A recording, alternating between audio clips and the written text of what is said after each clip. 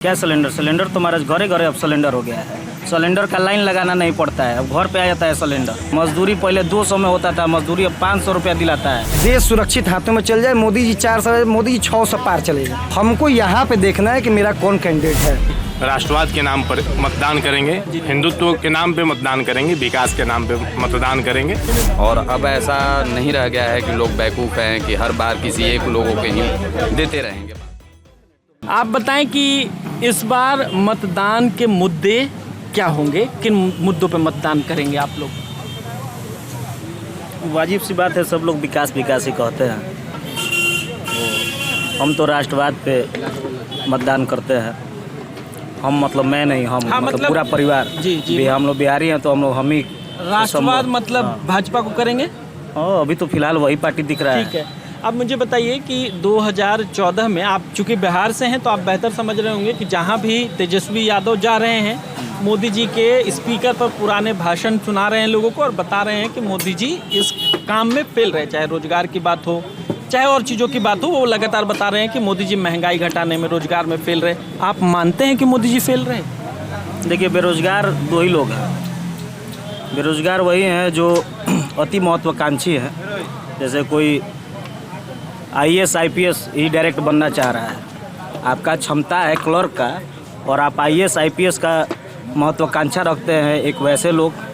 और एक वैसे लोग जो रोड पे 5 भर का सिगड़ी पहन कर घूमते हैं, पैर में 20,000 का जूता पहन के घूमते हैं और बुलेट से घूमते हैं और वो कहते हैं कि हम बेरोजगार हैं। वैसे ही यही 2 प्रकार के लोग हैं जो बेरोजगार हैं। बाकी सब ठीक है? बाकी सब ठीक है, आप देख लीजिए। अच्छा, मुझे ये बताइए कि यहाँ 10 सालों से अश्विनी चौबे जी सांसद रहे, उस 10 सालों में कोई काम हुआ? और काम हुआ, आप काम 10 हमको ऐसा गिनाइए जो नहीं हुआ, और 20 हम ऐसा गिना देते हैं कि 10 हुआ है। आप गिनाइए, देश सुन रहे। खोज रहे हैं आप दृष्टिकोण से, आप बताइए। आप यहाँ के निवासी हैं? जी। मैं यहाँ का निवासी नहीं हूँ। विकास हुआ है तो काम आप बताएंगे, मैं तो आपसे पूछ रहा हूँ जो काम हुआ आप बताइए ना मुझे। मेरे दृष्टिकोण से तो हुआ है काम, बताएं, 4-5 काम बताएं। रोड भी बना है, कई सारी संस्थाएं भी खुली हैं, मेडिकल का हो, इंजीनियरिंग का हो, बगल में हमारा ITI फील्ड का ये बगल में रोड एक नया बना है। उसके बाद पावर प्लांट है, एक नाइलिट है। नाइलिट आपको पता होगा 40 जिलों में, शायद कुछ ही जिलों में नाइलिट केंद्र जो है, उसमें एडमिशन अभी लोग उसका महत्व समझ नहीं रहे हैं, लेकिन कुछ ही जिलों में, उस जिले में बक्सर का भी स्थान है। ये माननीय पूर्व प्रत्याशी रह चुके और यहाँ से पूर्व के सांसद रह चुके चौबे जी का ही देना है। अच्छा, मुझे एक बात बताइए, आपने कहा कि संस्थान खुले हैं, अभी मैं यही बातचीत कर रहा था, यहीं का मामला है, आप इस बात पर इत्तेफाक रखेंगे। कई लोगों ने कहा कि जिले में PG का कॉलेज नहीं है, हमें बाहर पढ़ने जाना पड़ता है और जिला का मुख्यालय है ये बक्सर। आप मानते हैं इस बात को? हो सकता है, जब कहें तो उनको विशेष जानकारी होगा। है, जानकारी की बात नहीं है, बात डटे पर है। आप है कोई बताइए कि डुमरांव में कृषि विश्वविद्यालय खुला, ये 10 साल के अंदर ही खुला कि 10 साल पूर्व खुला है? जी। इंजीनियरिंग कॉलेज खुला, ये 10 साल के अंदर खुला है कि उसके पूर्व की खुला है? ठीक है। उसके बाद अभी आपका मेडिकल के लिए नीतीश कुमार जी आकर वहाँ पर भूमि पूजन करके गए हैं, डुमरांव में ही, ये इसी साल हुआ। ओवरब्रिज बन रहा है, 10 साल के अंदर ही बन रहा है। चौसा 10 साल के अंदर ही है। थर्मल पावर प्लांट 10 साल के अंदर ही है। गोकुल जलाशय 10 साल के अंदर ही है। आपको मानिकपुर में चले जाइए, वहाँ पर पानी ट्रीटमेंट प्लांट खुल रहा है, वो 10 साल के अंदर ही है। रोड नली गली आप देख ही रहेंगे, बक्सर धनसोई पथ भी देख लीजिए, बक्सर चौसा पथ देख लीजिए। आप अपना नाम पहले बताएं मुझे। मेरा नाम दीपक सिंह है। दीपक जी, आप से क्षत्रिय हूँ। दीपक जी, आप भाजपा से संबंधित हैं, भाजपा के नेता हैं? एकदम सच हम बताइएगा। वार्ड पार्षद हैं। वार्ड पार्षद हैं जी। भाजपा समर्थित? यहाँ से पार्टी नहीं, पार्टीगत नहीं होता है। ठीक है, लेकिन मुझे एक बात बताएं कि आप ये मानेंगे कि रोजगार, महंगाई, 2 चीज़ों पे सरकार फेलियर है, मोदी सरकार? आप महंगाई मानते हैं, सिलेंडर? देखिए, दोनों रोजगार के कैटेगरी, रोजगार में वही फेल। हाँ। आप कह रहे हैं जो फेलियर है और रोजगार नहीं दे रहा है, वही लोग बेरोजगार हैं जो अति महत्वाकांक्षी हैं। हमारा कैटेगरी, हमारा लेवल क्लर्क का है और हम IAS IPS बनने का सपना देख रहे हैं, कह रहे हैं कि बहाली निकलेगा, ये निकलेगा, वो निकलेगा। बहाली निकल जो रहा है? बहाली निकल कहाँ रहा है? महाराज, हम तो जब से मतलब कि पौड़ अवस्था में आए हैं। हाँ। ठीक ना? हाँ। ऐसा नहीं है कि 10 साल में पौड़ अवस्था में आ गए। हम आपको गिना दे रहे हैं, सुनिए। आप ईमानदारी से मानेंगे तो हम सब लोग मानेंगे, नहीं मानेंगे तो फिर तो अच्छा आपका सुनिए ना। हाँ बताइए। पहले आपको याद होगा रेलवे की बहाली हमेशा आती थी, आपको खूब याद होगा सड़कों पर, जिलों में। अभी जितना आदमी यहाँ बैठा है ना, जी इसमें से कितना आदमी को फार्म भरा है जी, आप सबसे पहले पता कीजिए। फार्म भरने का छोड़िए, आर्मी बहाली होती थी, रैली बहाली आप मानते हैं? हाँ रैली बहाली कितने सालों से बंद है आर्मी में? वो होगा, आपके अब जो भाजपा का सरकार आया तो हो सकता है कि बंद हो गया होगा। जी जी बंद है, पहले चलता था, अब हाँ बंद हो पहले गया चलता था, और अब तो उसमें और नाराजगी है युवाओं को कि 4 साल की नौकरी भाजपा कर अगर दी है। रोजगार दे देगा तो सब लोग रोजगार वाले हो जाएंगे, तो भाजपा को ज़्यादा वोट मिलने लगेगा, इसलिए हो सकता है कि भाजपा रोजगार देना ही बंद कर दिया है। अच्छा, इसलिए भाजपा हमको ने- तो यही लग रहा है कि भाजपा का कद बढ़ जाएगा, इसीलिए रोजगार देना बंद कर दिया। अच्छा, वो चाहता है कि हमारा कद बढ़े ना, हम और रसातल में चले जाए, इसीलिए रोजगार देना बंद कर दिया है। अच्छा, सिलेंडर हैं? सिलेंडर क्या सिलेंडर? सिलेंडर तो हमारे घरे घरे अब सिलेंडर हो गया है, सिलेंडर का लाइन लगाना नहीं पड़ता है, अब घर पे आ जाता है सिलेंडर। 1000 में मिल रहा है, हैं? 1000 में मिल रहा है। आमद भी तो बढ़ा है सरकार। कल आप कहिएगा, हम आपको सरकार रिपोर्ट। आमद भी बढ़ा है, मजदूरी पहले 200 में होता था, मजदूरी अब 500 रुपया दिलाता है। कहाँ, मनरेगा में तो नहीं मिल रहा है। अरे मनरेगा में कौन काम कर रहा है हमारा? चलिए ना, जाइए यहीं पर लेबर चौक है, वहाँ पे जाइए आप, सुबह सुबह पहुँचिए और लेबरों से पूछिए क्या को रुपया मजदूरी बा। जी एक को 500 ले नीचे ना ही हसन, जी, 500 रुपया मजदूरी बा, वो ताव में कहे कि 4-5 घंटा काम करो। तो आप मानते हैं कि महंगाई नहीं बढ़ी, बेरोजगारी नहीं बढ़ी, सब महंगाई बढ़ी है तो आमद भी बढ़ा है, ठीक- आमद बढ़ा है। हाँ आमद भी बढ़ा है। ठीक है। कोई के विचार भाजपा से बा, कोई के विचार आरजेडी से बा, ई कभी भी बदल नहीं कर सकत। अच्छा, कोई ठीक है। जातिगत बा, कोई विचार से बा, तो हम जातिगत जे बानी उ जातिगत, हम अगर आरजेडी के मानसिकता वाला बात आरजेडी रहब, उ कौनो सरकार आ जाओ, कुछ हो जाओ, मोदी जी सोना के सिकड़ी घरे घरे दे दिया न, तबो हम बदल नहीं सकत, हम आरजेडी बानी तो। अगर हम बीजेपी बानी तो कोई हमारा के बांस भी कर दी, दुर्गति भी कर दी, नहीं, लेकिन तो हम बदल नहीं यही- सकत। मानसिकता सोच ये बा। आप अपना नाम बताएं। राजीव नाम है मेरा। राजीव जी, गहमा गहमी बढ़ गई है तो जिम्मेदारी आपकी बढ़ गई है। आप बताइए कि अगर आपको मतदान करना होगा इस बार, करेंगे ही, तो किन मुद्दों पर करेंगे? देखिए, पहला तो देश माइक में देश सुरक्षित है, उसके लिए मतदान करेंगे। जी। राष्ट्रवाद के नाम पर मतदान करेंगे। जी। हिंदुत्व के नाम पे मतदान करेंगे, विकास के नाम पे मतदान करेंगे। और जो आज ये सड़क देख रहे हैं, ये भी यही विकास है बक्सर में। जिस आज चौराहे पे आप बैठे हैं, जो आप ये पाथवे पे बैठे हुए, तो यही विकास, ये सामने आपके विकास दिख रहा है, इस पे मतदान करेंगे। अच्छा, मुझे ये बात बताइए, आपने कहा कि देश हित में मतदान करेंगे, जी जी। सुरक्षा के लिए मतदान करेंगे। आपको लगता है कि देश की सीमाएं जो हैं, सुरक्षित मोदी जी लगातार कह रहे हैं कि हमारे आने से, सरकार बनने से जी। पाकिस्तान थर-थर काँप रहा है, चाइना काँप रहा है, आपको लगता है ये हकीकत बिल्कुल में? हकीकत है, ये हकीकत है, ये हकीकत है। पहले क्या होता था कि जब मनमोहन सिंह की सरकार थी, इंडिया अलायंस की जब सरकार थी, घमंडिया गठबंधन की जब सरकार थी, तो पहले हमारे सेनाओं के गर्दन काट करके और गर्दन भेजे जाते थे। आज ऐसा आपको दिखता नहीं होगा, सुनने में भी नहीं आता होगा। आज यही भारत है जो पाकिस्तान के घर के अंदर घुस करके मारता है। पहले ऐसी सरकारें हमारे यहाँ नहीं होती थी। पहले के जो हमारे प्रधानमंत्री थे, उनको धक्के दे करके, दूसरे देश के राष्ट्राध्यक्ष होते थे, उनको धक्के दे करके पानी की तरफ बहा लेके जाते थे। आज मोदी जी का आज वही हिंदुस्तान है जिसका राष्ट्राध्यक्ष या प्रधानमंत्री जो है, उसका पैर लोग छूते हैं। ये मोदी जी की बढ़ती लोकप्रियता और भारत की बढ़ती लोकप्रियता का निशान है।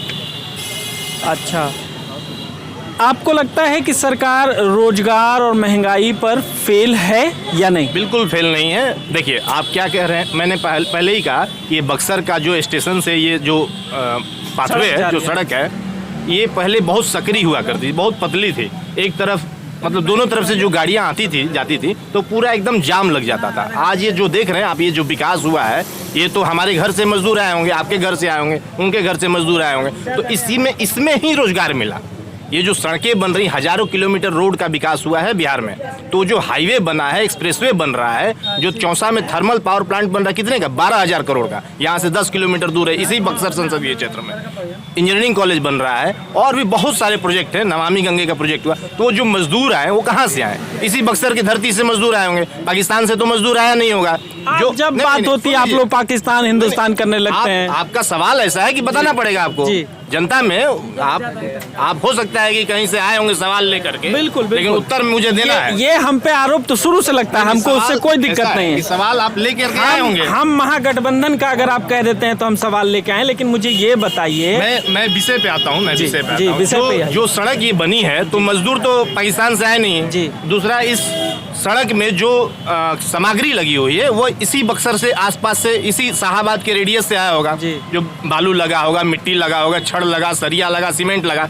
तो जो दुकानदार भाई हैं उनके यहाँ से उनकी भी कुछ आमद बढ़ी, जो मजदूर थे उनको भी कुछ मिला। तो यही तो रोजगार है। तो बेरोजगार कौन है? बस रोजगार पे ही हम आते हैं। मोदी जी ने कहा था कि पकौड़ा इंफ्रास्ट्रक्चर का डेवलप हो रहा है। बस पकौड़ा बेचना कोई मीनिंग नहीं है। सुनिए, उस सवाल का मैं उत्तर देता हूँ। पकौड़ा बेचना मीनिंग नहीं है। मीनिंग ये है कि आप किसी भी रोजगार का मतलब, धंधा का मतलब क्या होता है? केवल नौकरी, सरकारी नौकरी। आपने कहा कि रेलवे में कितना विकास होता था, 1 लाख जो बहाली है वो हर साल निकलती थी। आपने हमारे बगल के भाई से ऐसा ही प्रश्न कहा था। विषय ऐसा है कि नहीं होता था। नहीं, मैं बता दे रहा हूँ, उस विषय पे भी मैं आऊंगा। पहले जो जमाना था 2014 से पहले, वो मतलब जो काम होते थे वो मैक्सिमम काम मतलब हैंडमेड काम था, मतलब कि मानव संचालित कार्य होते थे। अब क्या है कि इंफ्रास्ट्रक्चर डेवलप हो रहा है, मशीन डेवलप हो रही है, टेक्नोलॉजी बढ़ाया जा रहा है, और मशीन से जितना आदमी लगता तो उससे ज़्यादा मशीनरी वर्क हो गया है। तो बदलते जमाने में व्यवस्था को ही बदलना पड़ेगा। अब उसमें आप कहेंगे कि आदमी का नौकरी नहीं लग रहा है। नौकरी का मतलब, रोजगार का मतलब नौकरी ही नहीं होता है। अपने देश को बढ़ाने के लिए आप दूसरे देश में चले जाएंगे, अमेरिका में चले जाएंगे, इंग्लैंड में चले जाएंगे, और भी अन्य देशों में। मैं किसी का नाम नहीं पकड़ना चाह रहा हूँ। तो रोजगार का मीनिंग ये है कि आपको उस संबंधित विषय से, जब आप बचपन में रहेंगे, 5 साल के हो, 10 साल के हो, एक आपको टॉपिक दे दिया जाएगा। उस टॉपिक को लेकर के आप हायर स्टडी करेंगे। हायर स्टडी करने के बाद आपको उस क्षेत्र में, आप जैसे मान लीजिए कि ये मोबाइल है, मोबाइल ही मुझे बनाना है, तो इस मोबाइल के बारे में पूरा पौड़ ज्ञान मुझे हो जाएगा और इसका मैं मास्टर बन जाऊंगा।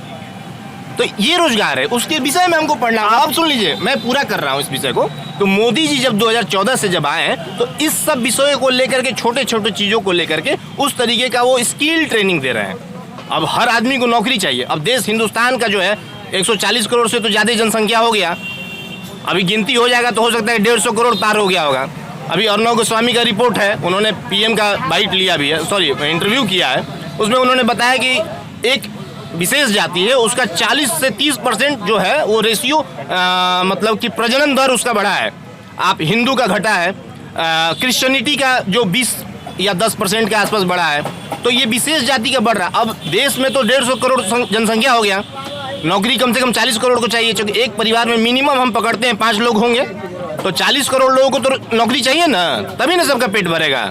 तो 40 करोड़ नौकरी दे पाना संभव है क्या पूरे हिंदुस्तान में? ठीक है, विषय ऐसा है। मैं सुना आपको। जी। लेकिन आप जब 14 या 19 या 24 मानिए, आप जब मुखपत्र पढ़िएगा भाजपा का, भाजपा ने जो कहा था उसमें सरकारी नौकरी का ही जिक्र था। अब उसको अलग अलग बातों में अलग अलग मैनिपुलेट करिए तो वो अलग अलग बात जाती है। आप मतदान किसको करेंगे एक लाइन में? मतदान तो देखिए नरेंद्र मोदी के नाम पे हो रहा है। देश में प्रधानमंत्री का चुनाव हो रहा है, सांसद का चुनाव नहीं हो रहा है, और प्रधानमंत्री के नाम पे चुनाव हो रहा है। और देश में एकमात्र नेता है, एकमात्र, कोई दल छोड़ दीजिए, एकमात्र नेता है जो नरेंद्र मोदी पूरे हिंदुस्तान से, जो इंडी गठबंधन के लोग हैं उनसे लड़ रहा है। और पूरे हिंदुस्तान के इंडी गठबंधन है वो नरेंद्र मोदी को हटाने के लिए चुनाव लड़ रहे हैं। वो अपनी सरकार बनाने के लिए नहीं लड़ रहे हैं, वो जनता की सरकार बनाने के लिए नहीं लड़ रहे हैं, नरेंद्र मोदी को हटाने के लिए चुनाव लड़ रहे हैं। आप बताइए, इस बार मतदान है, चुनाव आम चुनाव है, जानकारी है? सर मैं यहाँ का लोकल नहीं हूँ, मैं मुंबई से, महाराष्ट्र से हूँ। अच्छा, लेकिन मैं यहाँ पे चौसा प्लांट के लिए आया हूँ। चौसा प्लांट के लिए आया। हाँ, तो यहाँ पे जो राजनीति है उसके विषय में कम जानता हूँ, लेकिन मैं इंडिया का जो राजनीति है उसके बारे में बोलूँगा। जैसे मोदी जी के आप बारे में पूछ रहे हैं कि मोदी जी ने क्या किया है, क्या नहीं किया है। तो मैं एक नागरिक होने के कारण मोदी जी ने जो किया है और उसके पहले जो होता था उसमें बहुत फ़र्क है, ज़मीन अंतर का फ़र्क है। तो मैं मानता हूँ कि मोदी जी ने सचमुच में अच्छे कार्य किए हैं। भले ही आप छोटे छोटे विषय को छोड़ के अगर बड़े विषय पे जाएंगे, अंतर्राष्ट्रीय विषय लेवल पे जाओगे, तो अपना जो है बोलते हैं ना कि सिर ऊंचा किया है उन्होंने, सिर ऊंचा किया उन्होंने। जो बहस है, गर्मा गर्मी बढ़ रही है, हर पक्ष के लोग हैं। आप अपना नाम बताएं। मेरा नाम हिमांशु मिश्रा हुआ है। हिमांशु जी, इस बार मतदान है 1 तारीख को ही है ना, 7वां चरण में आपके यहाँ मतदान है। तो इस बार मतदान में आपके मुद्दे क्या होंगे? किन मुद्दों पे आप मतदान करेंगे? मेरा जो मुद्दा है ना वो नगण्य हो गया है। मेरा और मेरे जैसे जो लोग हैं उनका मुद्दा इतने शोरगुल में कहीं गुम हो गया है। भाई साहब बता रहे थे सड़कें बन गई है, इन भाई साहब का सर ऊंचा हो गया है देश दुनिया में, लेकिन मैं निकलता हूँ घर से तो सर नीचा करके ही वापस जाता हूँ। क्यों भाई? अपने आसपास के बंधु बांधवों का दुख देखकर। मैं तो बहुत संपन्न हूँ भगवान की दया से, बहुत ज़्यादा संपन्न हूँ। मैं व्यवसायी हूँ, व्यवसाय करता हूँ, अपने बल पे पढ़ा लिखा हूँ, अपनी बात रखता हूँ, लिखता हूँ इंटरनेट पे। दुनिया भर में मेरे मित्र हैं, उनसे वार्तालाप होता है, दुनिया भर की स्थितियों को मैं देखता हूँ। और जब दुनिया भर के हम भोजपुरी में बोल सकते नहीं। अरे सब बोल सकता नहीं, भोजपुरी में से बोलते नहीं कि हुआ हमार मुद्दा बा जी। एकरा ऊपर कोनो प्रत्याशी बातें नहीं खन करत। बोलिए। तो जब हम दुनिया भर के अपन दोस्त मित्र संगे बतियाई ना, बाहर रहत अपन दोस्तन संगे बतियाई ना, जैसे भाई साहब का सर ऊंचा हो जाता नो, हमार सर नीचा हो जाला। हमार दोस्त बड़ा नीदरलैंड में, नॉर्वे में, अमेरिका में, जापान में, ऑस्ट्रेलिया में, कनाडा में, बेंगलोर से हम पढ़ल हैं। हमारे क्लासमेट में सब लड़का विदेश बन हमारा छोड़ के। हम अपन व्यवसाय चुनी, अपन मातृभूमि के चुनी तो जाइल बनी। तो जैसे भाई साहब का सर ऊंचा हो गई, एगो भाई साहब रोड दिखा दिलन रहुआ के, हमारे सरकार से शिकायत नहीं है, हमारी तंत्रवे से शिकायत है। और वो पूछनी कहे सर नीचा कर ले वाला भाई। तो दिन भर अपन व्यापार करके आई ना, पैसा रुपया कमा के आई ना, सब चीज़ से संपन्नता। लेकिन देखी ना अपना बगल के एगो महादलित भाई के हम माड़ भात खाई 2024 में, 2024 के समय में माड़ भात खा रहा है। उसके पास माड़ भात क्यों खा रहा है भाई? मोदी जी लगातार 80 करोड़ लोगों को अनाज दे रहे हैं। कहाँ अनाज में दे रहे हैं? अनाज में गेहूं मिल रहा है, चावल मिल रहा है। आप भी इंसान है मेरी तरह, तो रोज भोजन तो करबे करते होंगे जी। क्या खाते हैं आप? पूछ सकता हूँ? एक सवाल मेरा ले लीजिए, क्या खाते हैं आप? आपका सबसे खराब खाना क्या होता है? मैं आपसे एक सवाल मेरा बस ले लीजिए। सवाल तो मेरा बस एक सवाल आपको लेना पड़ेगा। आपने अब तक सबसे खराब खाना क्या खाया है? हम लोग बिहार से हैं जी। मैं बताता हूँ, हम लोग बिहार से हैं, तो हम लोगों का पसंदीदा भोजन, हम लोग जब पढ़ते भी थे दिल्ली में, तब भी हमारा पसंदीदा भोजन दाल भात भुजिया ही हुआ करता था जी। ये आपका पसंदीदा मतलब सबसे इस पे जिया जा सकता है। सबसे तंगी के क्षणों में आपने दाल भात भुजिया खाया, इस पे जिया जा सकता है। तो आप कह रहे हैं मोदी जी राशन दे रहे हैं, दाल भात भुजिया की आप बात कर रहे हैं? हमारा दाल नसीब है महादलित को। मेरे पास वक्त नहीं है, आपके पास भी वक्त नहीं है कि मैं आपको लेकर के चलूं ये बक्सर के ये जो शहर में आप बैठे हैं, मुख्य शहर में बैठ के आप ये 10 लोगों को बैठा कर जो भी आपका काम है खैर कर रहे हैं, वार्तालाप कर रहे हैं। मेरे पास वक्त नहीं है कि मैं आपको लेकर के दिखा के लेकर चलूँ, महादलित की टोली में लेके जाऊँ।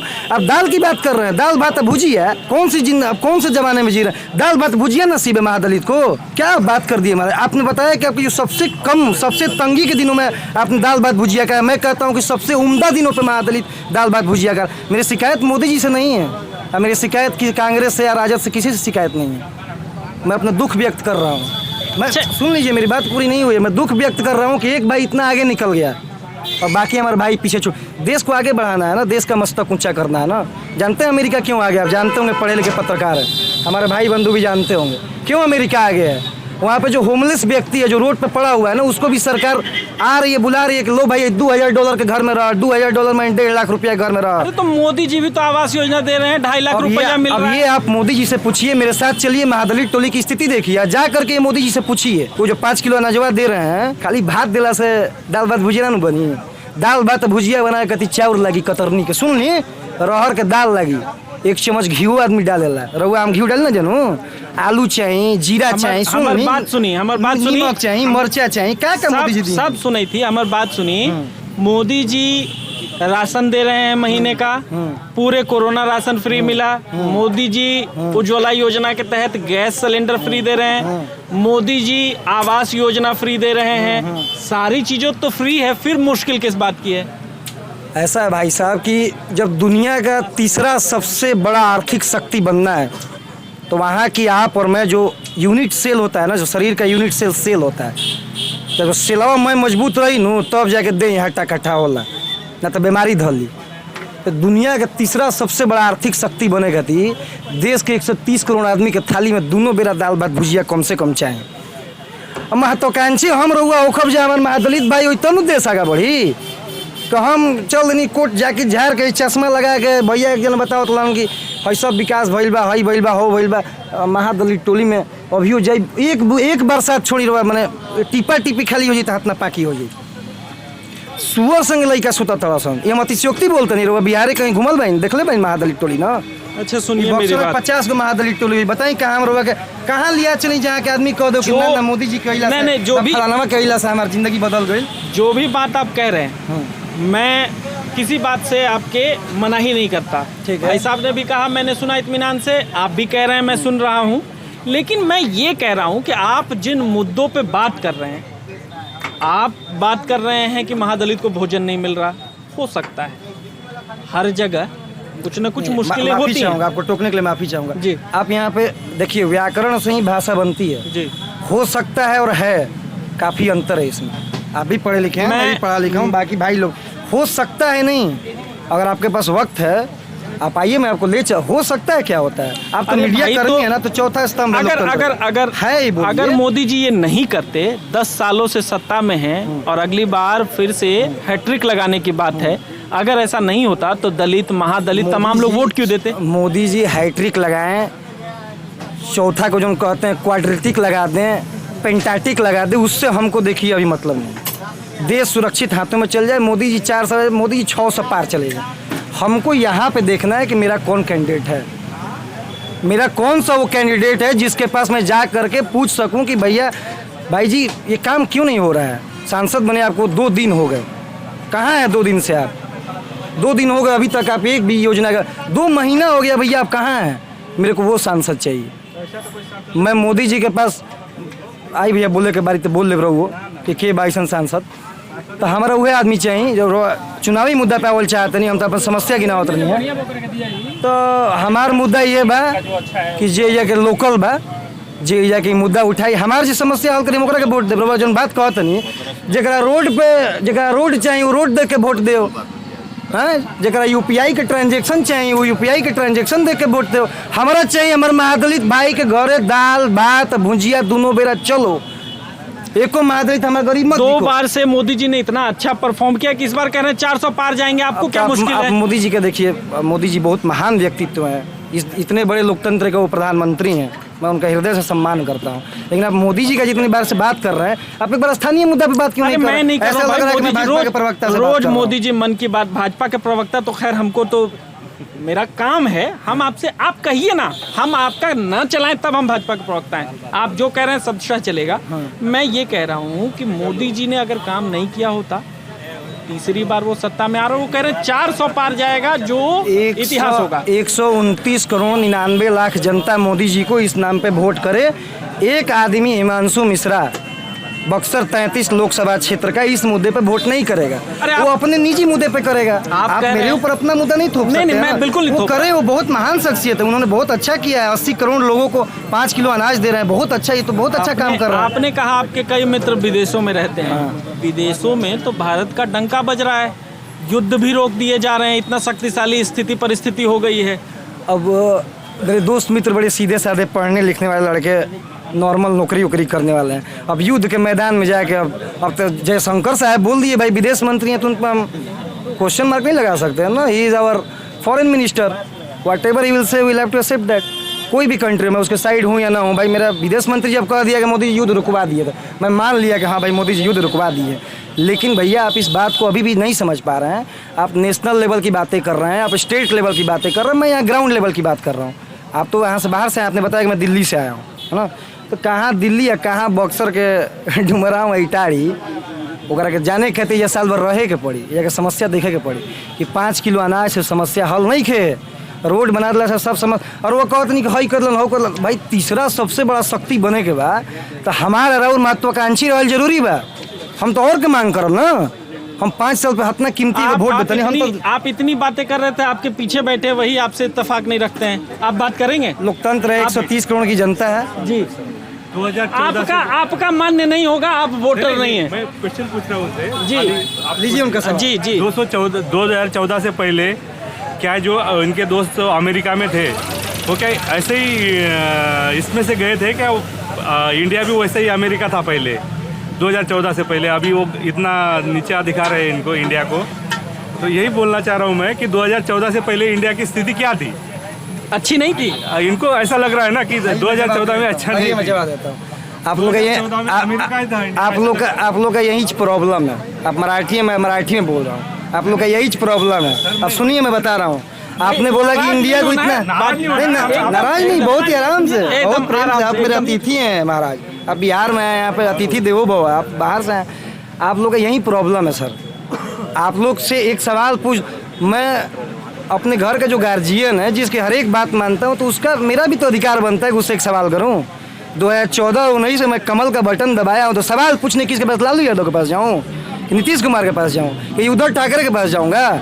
सवाल तो आपसे पूछूंगा। और आप नहीं, आपने एक बहुत गलत बात कही कि इंडिया को नीचा दिखा रहा है। इंडिया को मैं नीचा दिखा दिया ये बोल दिया तो आपने आपको मैंने आईना आपको दिखा दिया कि आप जो ढोल पिटवा रहे हो वो ढोल नकली है, वो ढोल में आवाज ज्यादा है, काम कम है। अच्छा, मैं देश के खिलाफ बोल दिया। एक बात बताओ भाई, अरे बस क्या बात है? अच्छा, मुझे एक बात बताइए। मतलब ये बात सुन के समझ नहीं आ रहा है। सुनिए मेरी एक बात, आप इत्मीनान सुनिए। आप महागठबंधन के प्रवक्ता हैं। आपने मुझे भाजपा प्रवक्ता कहा, मैंने सुनिए, आप सुनिए। आप मुझे एक बात बताइए कि मोदी जी नहीं, आपने पहले सवाल का जवाब दे दूं मैं आपने पूछा कि मेरे ये सवाल सुन लीजिए। नहीं, आपका ये सवाल बहुत गंभीर है, क्योंकि जनता जो आपकी देखेगी उसके ऊपर असर हो जाएगा कि शायद ये आपने जो सवाल पूछा बहुत गंभीर सवाल है कि क्या आप महागठबंधन के प्रवक्ता हैं? मैं सुन लीजिए, मैं व्यवसायी हूँ, ठीक है, मैं किसी का प्रवक्ता मेरे नहीं। एक सवाल का जवाब मैं भी कोई आपने मुझे कहा पहले, मैं भी आपको उस बात का एक बात बताइए। हर्ट हो गया तो मैं माफी चाहता हूँ। हर्ट होने की बात नहीं है। मैं ये कह रहा हूँ कि नरेंद्र मोदी के साथ लगातार ये बात चलती है और ये देश के कई लोग मानते हैं, नरेंद्र मोदी भ्रष्टाचार करेंगे तो किसके लिए करेंगे? नरेंद्र मोदी अगर कुछ कमाएंगे तो किसके लिए कमाएंगे? नरेंद्र मोदी के ना बच्चे हैं, ना बीवी हैं, एकलौता आदमी है जो देश के लिए 24 घंटे काम करता है, 72 घंटे काम करता है। कई भाजपा के नेता तो ये कहते हैं कि वो एयरपोर्ट पर ही कपड़े बदल लेते हैं, उनको समझ गया मैं आपका सवाल है नहीं। आपको सवाल पूछने में थोड़ा कम मेहनत करना पड़ेगा। मैं थोड़ा सा समझ लेता हूँ, मेरा प्रॉब्लम है ये, पहले ही समझ लेता हूँ सवाल, मैं समझ गया। हमारा ये जो जरिए गाँव बा, ठीक ना, वो जो एगो आश्रम बा, आज 25-26 साल से हो जाएगा पंडित जी बने, उनका केहू नहीं खे, तो बना दी सांसद उनका के हम उनका के सांसद बनावे की है एगो तरीका बा कि उनका बाल बच्चा नहीं के तुमके कम। मोदी जी ने, मैंने एक बार मोदी जी की शिकायत करी, यहाँ पे इतने बंधु बैठे हैं, मैंने एक शब्द बोला नरेंद्र मोदी जी के खिलाफ, मैंने तो उल्टा कहा कि मैं उनका सम्मान करता हूँ, देश के प्रधानमंत्री हैं। मेरा मस्तक मेरा सीना चौड़ा हो जाता है जब वो अंतर्राष्ट्रीय मंच पर जाते हैं, तो उसमें कोई दो राय नहीं है। 2-3 गलती भी करेंगे तो मैं उनके लिए बोल दूंगा कि ना एकदम सही के लिए वन, हमारे घर के गार्जियन हवन, कोनो दिक्कत नहीं है। लेकिन आप लेके चले जा रहे हैं नेशनल और इंटरनेशनल लेवल। अरे सांसद किसको चुनेंगे? छोड़िए, सांसद किसको चुनेंगे? सांसद उसको चुनेंगे जो इस माटी का लाल होगा, जो इस माटी के लिए दर्द रखता होगा दिल में, जरा भीतर सबक हुई कि एक शहरिया के हम कैसे बदल दी, ये जाके जनता के जो दुख दर्द बा में शामिल होके वाला, बहरी से आइल केहू के थोपल है, मजबूरी में समझ लेल हई तो वोट देबे करिए सन, केहू के उतार दे जा, केहू के लेवा उतार दो, ठीक बा, तो ओकरा के वोट न देव जे जाके माटी के लाल बा। और वह स्पष्ट सुनल चाहते हैं तो स्पष्ट सुन ली। हाँ। अपना जनता और मीडिया के सामने बोलते नहीं, अब की वाली वोट सुधाकर सिंह महागठबंधन के प्रत्याशी के जाई, और सुधाकर भैया 2.5 लाख वोट से जीत गई। एक और ही बात बताया तनी कि उनका आगे लड़ाई में दूर दूर तक हवा बा, सब जितना आदमी खड़ा बना ना, अभी ठीक नहीं करी, पूरा बात हम कंप्लीट हो जाएगी। पूछनिए महागठबंधन के प्रवक्ता, वो आदमी के खड़ा भइला से महागठबंधन के प्रवक्ता बन गई बनी। देश में लोकतंत्र है। हाँ। और लोकतंत्र है, सबके बात सुनो, हमारी बात सुन लीजिए आखिर। हम आपका बहुत बात सुने, अब दूसरे लोगों से भी सुनने दीजिए। आप मुझे बताइए कि आप बैठ सकते हैं, मुझे बैठने से कोई लास्ट में जब आप कम पड़ेगा तो हम और बता। नहीं ऐसा नहीं है, बैठिए, आप आराम से बैठिए। मैं आपसे ये कह रहा हूँ कि गहमा गहमी बढ़ गई है, आप लगातार सब चीज़ें देख रहे हैं पीछे से। मुझे ये बताइए कि इस बार वो कह रहे थे कि लोकल मुद्दों पर मतदान करेंगे, सांसद किसको चुनेंगे?